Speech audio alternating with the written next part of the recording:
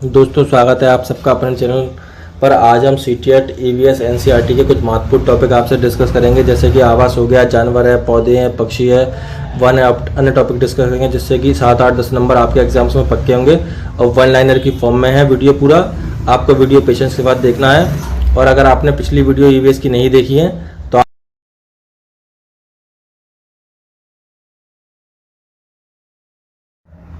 दोस्तों वीडियो शुरू करते हैं। वीडियो में देखते हैं पहला पॉइंट क्या है। बांस और रस्सी से बने पुल भारत के असम राज्य में पाए जाते हैं। ये भी क्वेश्चन एग्जाम से पूछ लिया जाता है कि बांस और रस्सी से बने पुल भारत में किस राज्य में पाए जाते हैं, तो असम में। अगला पॉइंट आता है असम राज्य में बारिश बहुत होती है। ये भी आपको ध्यान रखना है, कभी कभी घुटनों तक पानी भर जाता है। अब यहाँ पर घर कैसे बनाए जाते हैं असम के अंदर, ये भी बात सुन लीजिए आप लोग। असम के अंदर बांसों के ऊपर घर बनाए जाते हैं, 6-7 फुट ऊंचे घर होते हैं। चलते हैं अगले क्वेश्चन पर, अगला पॉइंट पर देखते हैं क्या। अगला पॉइंट आता है ट्रॉली। ट्रॉली से जुड़ा हुआ है। ट्रॉली कहाँ पर यूज होती है, ये भी आपको ध्यान रखना है। यह एक लकड़ी का बना हुआ झूला होता है जो लोहे की रस्सी पर लगी होती है और पुली की मदद से इस रस्सी को सरकाता है। 4-5 बच्चे इसमें एक साथ बैठ सकते हैं। ये भी आपको देखना बता सकता है ट्रॉली क्या होती है, इसको भी ध्यान रखना है। सीमेंट का पुल अप क्या होता है, सीमेंट ईंटों तथा लोहे की सरियों से बना होता है। इसको भी आपको ध्यान रखना है इस पॉइंट को। अगला चलते हैं, क्वेश्चन में भी पूछा था वल्लम किसे कहते हैं। वल्लम केरल में नदी पार करने के लिए प्रयोग की जाता है। वल्लम जो होती है लकड़ी की छोटी एक बनी नाव होती है, जिससे कि हम नदी को पार कर सकते हैं। ऊंट गाड़ी कहाँ चलती है, ये भी आपसे पूछ लिया था ये वाला पॉइंट। राजस्थान में एक जगह से दूसरी जगह जाने के लिए ऊंट गाड़ी का प्रयोग होता है, जो कि रेत में भी चल सकती है। अब ये ध्यान रखना है कि आपको कि ऊंट गाड़ी कहाँ चलती है, राजस्थान में चलती है। अगले पॉइंट पर चलते हैं। अगला पॉइंट आता है बैलगाड़ी। बैलगाड़ी का क्या है, बैलगाड़ी मैदानी इलाकों में अक्सर गांव में पाई जाती है। बैलगाड़ी कहाँ चलती है, गांव में चलती है अक्सर। और जुगाड़ जो कि पहले चलती थी अब बंद हो गई है। जुगाड़ जो है, जुगाड़ यह आगे से मोटर बाइक की तरह दिखती है और पीछे से लकड़ी के फट्टों से बनी होती है। जुगाड़ जो है, घने जंगलों में अंधेरा रहता है और सन्नाटे पक्षियों और जानवरों की आवाज सुनाई देती है। इस बात को भी आपको ध्यान रखना है। बर्फ पर जमे हुए ध्यान से चलना चाहिए। जब बर्फ जमी हुई हो वहां पर ध्यान से चलना चाहिए। ताजी बर्फ में पैर धंस जाते हैं और अगर बर्फ जमी हुई हो तो पैर भी फिसल सकते हैं। ये बात भी आपको ध्यान रखना है। उत्तराखंड में उबड़ खाबड़ पथरीले रास्ते पाए जाते हैं। पथरीले रास्ते कहाँ पाए जाते हैं, ये भी पॉइंट आप में एग्जाम्स में बनता है कि उबड़ खाबड़ रास्ते उत्तराखंड में पाए जाते हैं। अगला देखते हैं पक्षियों के बारे में कुछ पॉइंट यहाँ पर दिया हुआ था, उसको भी देख लेते हैं। पक्षियों के कान दिखते नहीं हैं, लेकिन उनके सिर के दोनों तरफ छोटे छोटे छेद होते हैं। यह पंखों से ढके रहते हैं, इन्हीं की मदद से पक्षी सुन सकते हैं। इस पॉइंट को भी आप लोग अपने नोट डाउन करिए कॉपी में। सारे point very very most important है। ईवीएस एनसीईआरटी क्लास 4th का सारा मटेरियल है आप लोगों के लिए। देखते हैं अगला पॉइंट क्या है। अब आ जाता है आपका छिपकली से। छिपकली के भी छोटे छेद जैसे कान होते हैं जो बहुत ध्यान से देखने पर दिखाई देते हैं। अब आता है मगरमच्छ के भी छोटे से कान होते हैं लेकिन आसानी से दिखाई नहीं देते। जानवरों की खाल पर डिजाइन उनके बाल, शरीर के बाल होने के कारण पड़ती है। वेरी वेरी मोस्ट इंपोर्टेंट है, प्रीवियस ईयर क्वेश्चन में कई बार सीटेट में आया हुआ क्वेश्चन है ये। जानवरों की खाल पर डिजाइन किसके कारण पड़ती है, शरीर पर बाल होने के कारण पड़ती है। अगला देखते हैं हाथी से। हाथी के कुछ पॉइंट हैं और हाथी से कोई ना कोई एक आध नंबर का पॉइंट जो है एग्जाम्स में जरूर पूछा जाता है। ये सारे नोट डाउन करिए। एक बड़ा हाथी एक दिन में 100 किलो से ज्यादा पत्ते और झाड़ियां खा लेता है, इस बात को ध्यान रखना है। हाथी बहुत कम आराम करता है। हाथी केवल एक दिन में 2 से 4 घंटे ही सोता है बस। हाथी को पानी और कीचड़ में खेलना बहुत पसंद है। अगर स्टेटमेंट में भी ये सारे पॉइंट आपको बन के आते हैं तो आपको वहां पर बिल्कुल सही राइट आंसर टिक करना है। इससे उसके शरीर को ठंडक मिलती है। हाथी के कान पंख जैसे होते हैं, मतलब बड़े होते हैं। गर्मी लगने पर हाथी अपने कान हिलाकर हवा कर सकता है। ये भी पॉइंट सारे ध्यान रखने वाले हैं। और देखते हैं क्या है। 3 महीने के हाथी का वजन 200 किलोग्राम के आसपास होता है। मतलब 3 महीने का जब हाथी होता है तो 200 किलोग्राम का होता है। अब हाथी के झुंड के बारे में पढ़ते हैं। हाथी के झुंड में क्या क्या होता है, क्या क्या है। हाथी के झुंड में केवल हथनी और बच्चे ही रहते हैं, इस बात को भी ध्यान रखना है। झुंड की बुजुर्ग हथनी ही पूरे झुंड की नेता होती है। ये very very most important point है कि झुंड की नेता कौन होती है, बुजुर्ग हथनी। हाथी के झुंड में 10 से 12 हाथी और बच्चे होते हैं। 14 से 15 साल तक के हाथी झुंड में रहते हैं, उसके बाद वह झुंड छोड़ देते हैं। हाथी जो है 14 से 15 साल तक तो खाली झुंड में रहते हैं, फिर उसके बाद झुंड को छोड़ देते हैं। हाथी परेशानी आने पर एक दूसरे की मदद करते हैं, ये भी आपको ध्यान रखना है। अब अगला पॉइंट देखते हैं क्या है। अब आता है पेड़ पौधों से पॉइंट।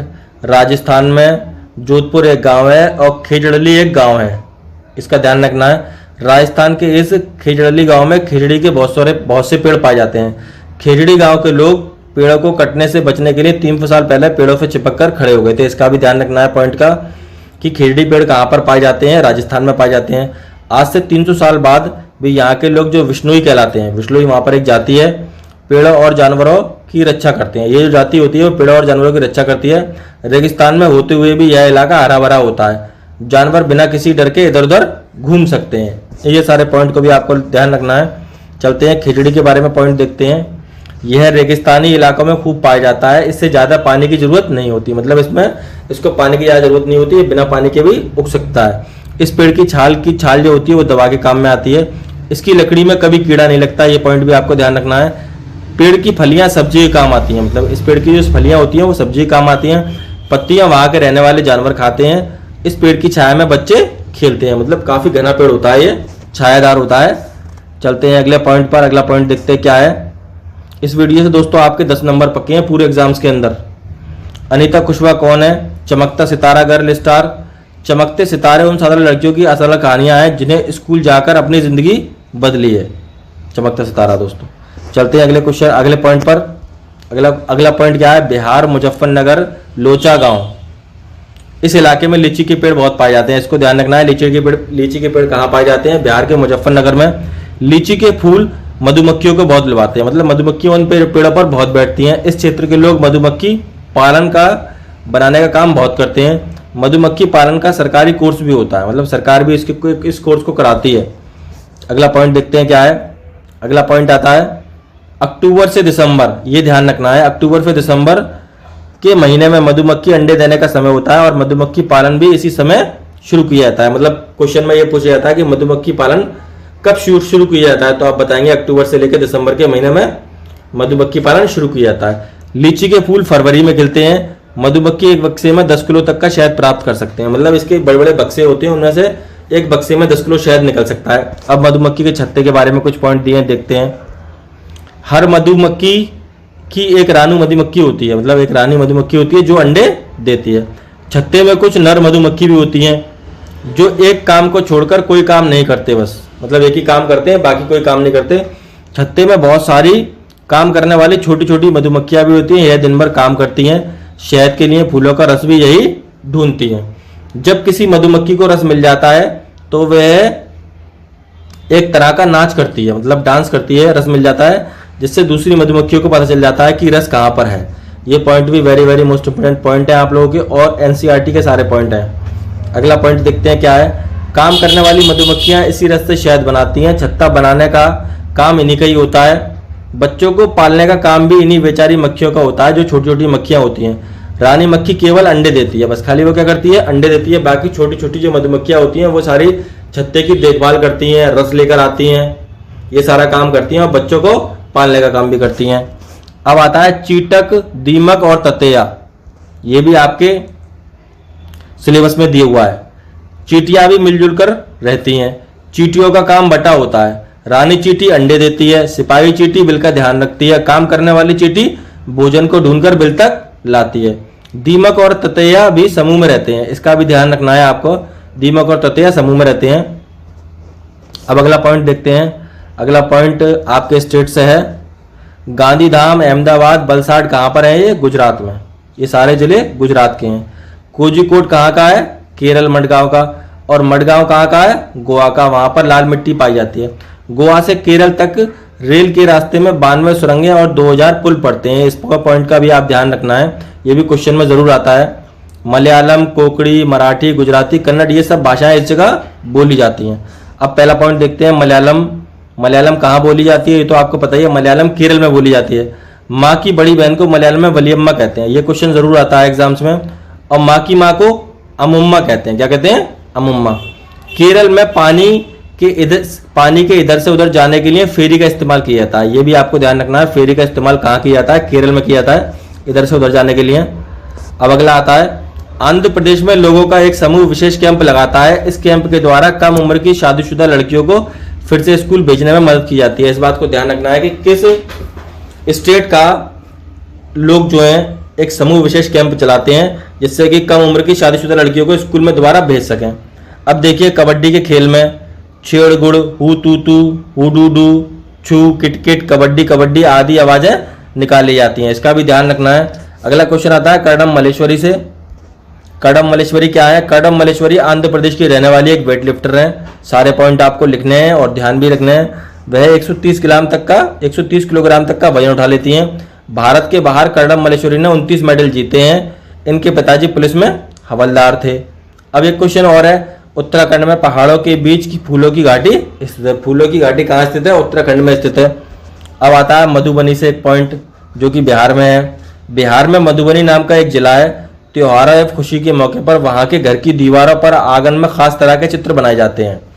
यह चित्र पिसे हुए चावल और चावल के घोल के रंग में मिलाकर बनाए जाते हैं। इनको भी ध्यान रखना है। इन रंगों को बनाने के लिए नील, हल्दी, फूल, पेड़ों के रंग आदि का इस्तेमाल किया जाता है। अब क्या होता है, इन चित्रों में इंसान, जानवर के, पेड़ के, मछलियों के आदि सभी के चित्र बनाए जाते हैं। इसका भी आपको पॉइंट को ध्यान रखना है। अब आता है उत्तर प्रदेश में कचनार के फूलों की सब्जी बहुत बनाई जाती है। ये ध्यान रखना है, उत्तर प्रदेश में किसके फूलों की सब्जी बहुत बनाई जाती है? कचनार के। और केरल में किसकी बनाई जाती है? केरल में बनाई जाती है केले के फूलों की सब्जी। इसका भी आपको ध्यान रखना है। और महाराष्ट्र का पूछा जाए तो महाराष्ट्र में सहजन के फूल के पकौड़े बनाए जाते हैं। सहजन के फूलों के पकौड़े बनाए जाते हैं। गुलदावरी, जीनिया से रंग भी बनाए जाते हैं। उन रंगों से कपड़ों को भी रंगा जाता है। इसको भी ध्यान रखना है कि कौन से पौधे से रंग बनाए जाते हैं और कपड़े रंगे जाते हैं। उत्तर प्रदेश का कन्नौज जिला इत्र के लिए मशहूर है। ये पॉइंट भी आपको ध्यान रखना है। उत्तर प्रदेश के कन्नौज जिले में फूलों से इत्र, गुलाब जल और केवड़ा तैयार किया जाता है। इसको भी ध्यान रखना है। अगला पॉइंट आता है, डेरा खाजी खान कहाँ पर है? पाकिस्तान में है। ये भी आपको ध्यान रखना है। मिट्टी में गोबर मिलाने से मिट्टी में कीड़ा नहीं लगता है। इस पॉइंट को भी आपको ध्यान रखना है। लकड़ी को दीमक से बचाने के लिए नीम और कीकर की लकड़ियां फ्रेम पर बिछा दी जाती हैं। अब सोहना गांव देखते हैं। सोहना गांव हरियाणा में है। सोहना से दिल्ली जाने के रास्ते में गुड़गांव मिलता है। इस पॉइंट को भी नोट डाउन करते रहिए। अगला आता है बेलवानी गांव जो कि कर्नाटक में है। जुलाई के महीने में प्याज उगाने का काम यहाँ पर शुरू होता है। खूंटी की मदद से खेत की मिट्टी को नरम किया जाता है। कर्नाटक में हल को क्रूगे कहते हैं। क्या कहते हैं? क्रूगे कहते हैं कर्नाटक में हल को। कुछ पौधे बिना खेतों में अपने आप हो जाते हैं, मतलब बिना बोए अपने आप हो जाते हैं, जिन्हें खरपतवार कहते हैं। खरपतवार को खेतों से निकालना जरूरी होता है, नहीं तो सारा खाद पानी खरपतवार ही ले लेते हैं और फसलें कम हो जाती हैं।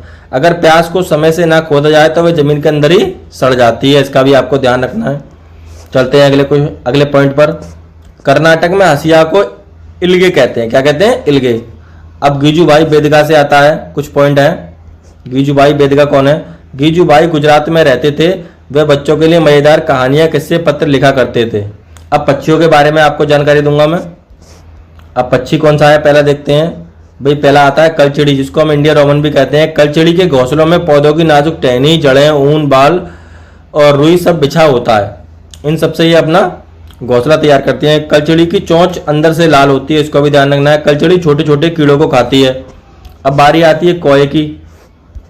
कौए के बारे में पढ़ते हैं। कौए के घोंसले में लोहे के तार और लकड़ी की शाखाएं मिलती हैं। कोयला अपना घोंसला नहीं बनाता। कोयल जो होती है, कोयल कोए के घोंसले में अंडे देती है। कौआ अपने अंडों के साथ कोयले के अंडों को भी सहता है।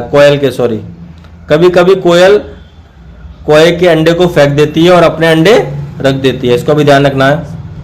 अब देखते हैं कौआ कहाँ पर अपना घोंसला बनाता है।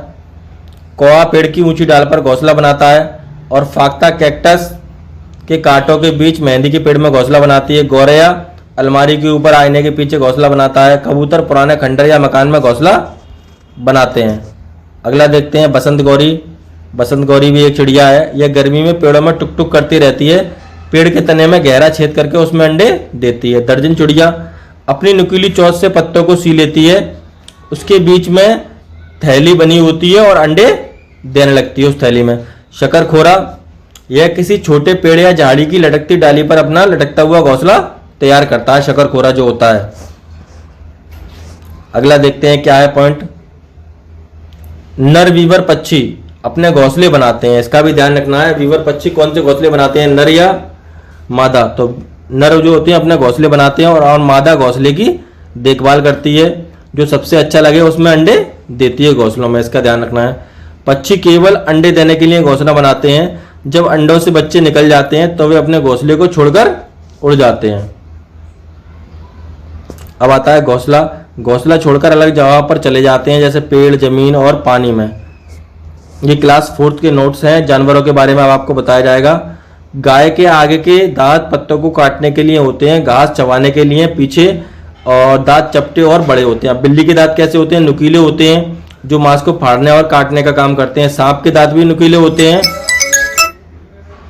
वह अपने शिकार को चबाकर नहीं खाते बल्कि पूरा निगल जाते हैं। अब आते हैं गिलहरी के दांत। गिलहरी के दांत हमेशा बढ़ते रहते हैं, क्योंकि गिलहरी के दांत काटने और कुतरने के कारण हमेशा घिसते रहते हैं। अब पर्यावरण शिक्षा केंद्र कहाँ है? अहमदाबाद में। गंदा पानी पीने से दस्त और हैजा हो सकता है, इसको भी ध्यान रखना है पॉइंट को।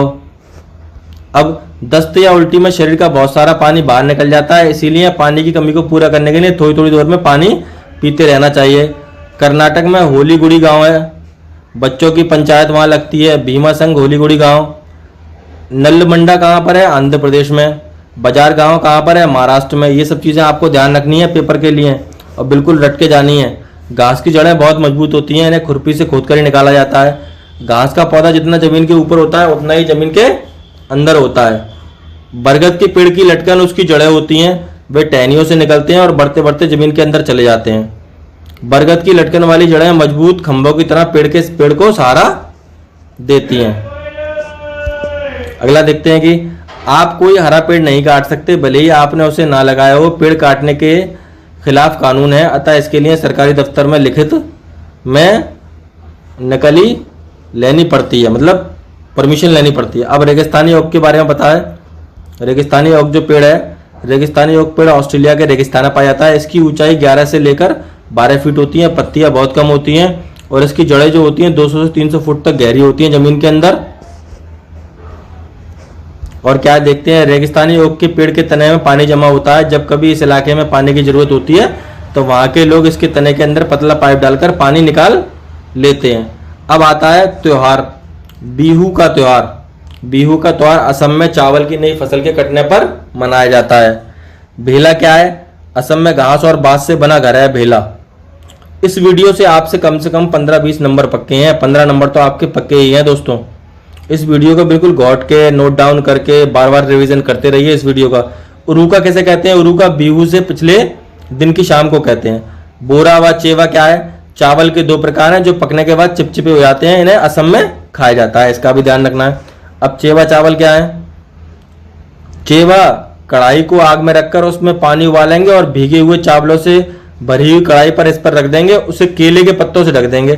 थोड़ी देर बाद चेवा चावल खाने के लिए तैयार हो जाते हैं। असम में चाय के साथ पीठा दिया जाता है, इसका भी ध्यान रखना है। पीठा क्या होता है? अब पीठा बना हुआ केक होता है जो भारत के असम, उड़ीसा, पश्चिम बंगाल में ज्यादा खाया जाता है। चलते हैं अगले पॉइंट पर। अगला पॉइंट क्या है? बिहू त्योहार में औरतें पीले रंग के कपड़े पहनती हैं, इस पॉइंट को भी ध्यान रखना है। लड़कियां रंग बिरंगी मेखला चादर पहनती हैं। भात शुक्लो क्या है? भात शुक्तो चावल और रसे वाली सब्जी को भात शुक्तो कहते हैं। पोचमपल्ली, पोचमपल्ली जिला आंध्र प्रदेश में है। इस जिले के अधिकतर लोग बुनकर हैं, अतः इसमें पोचमपल्ली नाम से जाना जाता है, मतलब वहां पर लोग बुनाई वाले ज्यादा रहते हैं, इसीलिए उसके जिले का नाम पोचमपल्ली पड़ा है। अब वहां से क्या है? कुल्लू की शॉल, मधुबनी पेंटिंग, असम की सिल्क, कश्मीरी कढ़ाई, ये सब इसके पॉइंट हैं। अब मलयालम आ जाता है। मलयालम चिटियप्पन पिता का छोटा भाई को कहते हैं और कुजुम्मा जो है पिता के छोटे भाई की पत्नी को कहते हैं। केरल को मसालों का बगीचा कहते हैं। और लेफ्टिनेंट कमांडर वहीदा प्रिज्म कौन है? पहली महिला जिन्होंने पूरी परेड की कप्तानी संभाली थी। अगला पॉइंट देखते हैं। धन्ना मंडी गांव कहां पर है? राजौरी, जम्मू कश्मीर के अंदर। जब परेड होती है तो पीछे 4 टुकड़ियां चलती हैं। पूरी परेड में 36 निर्देश देने होते हैं। स्क्रिप्टोपुल क्या है? लद्दाख का एक गांव है। अब लद्दाख के बारे में पढ़ेंगे। लद्दाख में माँ को अमाले कहते हैं, पिता को आवाले कहते हैं। अगर वीडियो अच्छा लगा हो तो चैनल को लाइक कीजिए, सब्सक्राइब कीजिए, शेयर कीजिए।